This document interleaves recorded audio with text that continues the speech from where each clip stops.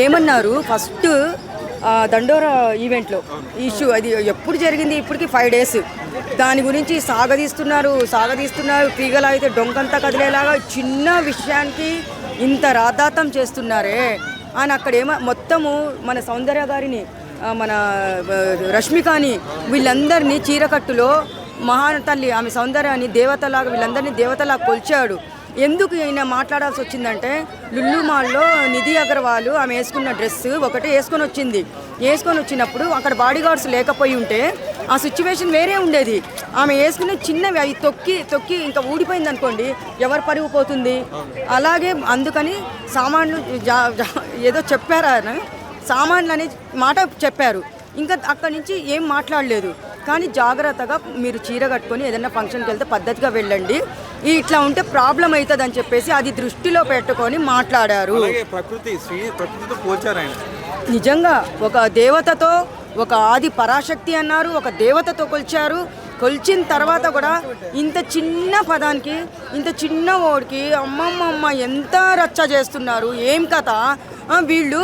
ఇప్పుడు నాగబాబు ఇట్లా పురుషజాతిని చెప్పు తీసుకొని కొట్టాలంటున్నారు అన్నారు కదా.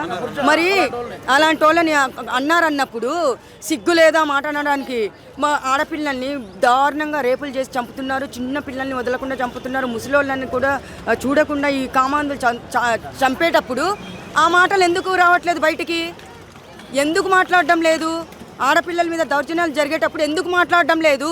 ఇప్పుడు ఈ చిన్న విషయానికి అంతంత బయటకు వస్తున్నారు. ఏం అనసూయకి సపోర్ట్ చేస్తున్నారా వీళ్ళు? ఆ మహాతల్లి వేసుకునే చండాల డ్రెస్సులు చెప్పుకోమని చెప్పండి. ఆమె అంటుంది, ఆమె కూడా ఒక ఆడదే కదా, మరి ఆమె వేసుకున్న గలీజ్ బట్టల గురించి మాట్లాడమని చెప్పండి. ఆయన సారీ కూడా చెప్పారు, అయిపోయింది. అది సారీ చెప్పిన పద్ధతి వేరంట. ఆయన నిద్రలో వచ్చి చెప్పారని చెప్తుంది, తాగి ఫుల్గా తాగి సారీ చెప్పారు, మాకు అది నచ్చలేదు అని చెప్తుంది. వీళ్ళిద్దరు పేర్లు ఏం తీయలేదు కదా ఆయన. అనసూయ ఇలాంటిది, చిన్మయి ఇలాంటిది అని తీసాడా? ఎక్కడన్నా ఏ వీడియోలోనే చెప్పాడా? చెప్పలేదు కదా.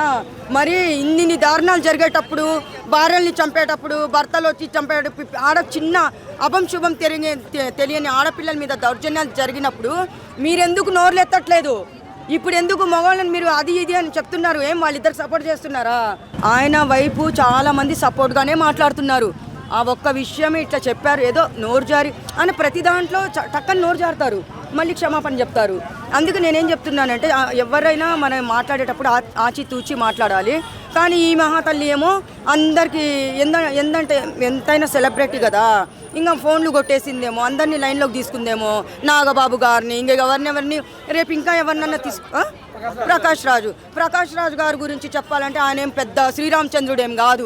భార్యను వదిలేసి వేరే పెళ్లి చేసుకొని ఆయన గురించి చెప్పాలంటే బొచ్చడున్నాయి ఇక్కడ.